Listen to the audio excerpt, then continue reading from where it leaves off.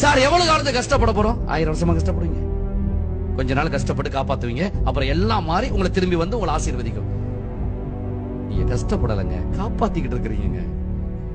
இப்படி யோசிங்க. ஏங்க கஷ்டப்படுறேன், குடும்பத்தை கவனிக்க கஷ்டப்படுறேங்கிறீங்க. நான் அந்த குடும்பத்தை காப்பாத்தி கொண்டிருக்கிறேன். இறைவன் என் மூலம் அந்த குடும்பத்தை காப்பாத்தி கொண்டிருக்கிறான். என் மூலம் சோறு கொடுக்கிறான். என் மூலம் அவங்களுக்கு நல்ல அறிவு கல்வியை கொடுக்கிறான். அந்த பிள்ளைங்களுக்கு என் மூலம் அவங்களுக்கு நல்ல மருந்தை கொடுக்கிறான். என் மூலம் அந்த இறைவன் அந்த குடும்பத்துக்கு நல்ல ஆடைகளை கொடுக்கிறான், ட்ரெஸ்ஸை கொடுக்கிறான். அப்படி யோசிச்சு பாருங்க. கஷ்டம்தான், ஆனா உங்களால தானே முடியும். அதுக்கு பின்னாடி உங்களுக்கு தானே ஆசீர்வாதம், பிளெஸிங்ஸ். ஏன் கஷ்டப்படுறேன்னு சொல்றீங்க? காப்பாத்துறேன்னு சொல்லுங்களேன். எத்தனை வருஷம் நான் காப்பாத்துறது? 100 வருஷம் ஒரு குடும்பத்தை காப்பாத்துவீங்க? எல்லாம் பெருசாயிட்டா காப்பாற்ற வேண்டியது இல்லைங்க.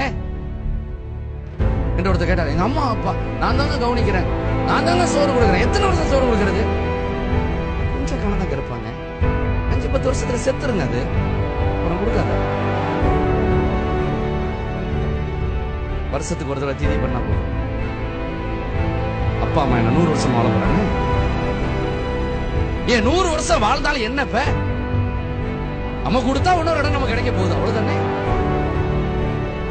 பொதுவா ஒரு திருக்குறள் ஒண்ணு வழக்கமா சொல்றது உண்டு, ரொம்ப நாளா சொல்றது, நல்லவங்க கஷ்டப்பட்டுக்கிட்டே இருக்கிறாங்க, கெட்டவங்க நல்லா இருக்கிற மாதிரி தெரியுது.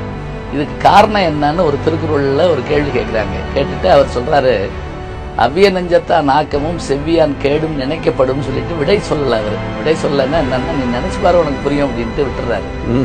இது சொல்லி 2000 வருஷம் ஆச்சுங்க. ஆனா இன்னைக்கும் அந்த குறள் இருக்குது. இன்னைக்கும் கூட பலர் என்ன நினைக்கிறாங்கன்னா, நான் நல்லா இருக்கிறேன் ஆனா நான் சிரமப்படுறேன், அவன் பாருங்க அப்படி இருக்கிறான், அவன் நல்லா இருக்கிறானே, இது நியாயமா அப்படின்லாம் கேட்கறாங்க.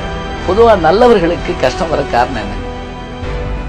நீங்க நான் நல்லவன் எப்படி முடிவுக்கு வந்துட்டீங்க? 10 பேர் பார்த்து அவனை சரியில்லை, இவனு சரியில்லை, இவனு சரியில்லை, அவனு சரியில்லை, இவருக்கு எல்லாம் ஒப்பிட்டு பார்த்தா நானே நல்லவன் முடிவுக்கு வந்துட்டேன்.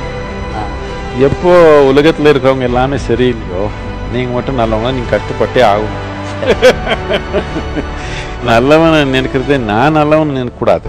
10 பேரு நான் நல்லவன் சொன்னா நல்லா இருக்கும். நானே நான் நல்லவன் நினைச்சா கஷ்டம் தான் வரும் எனக்கு.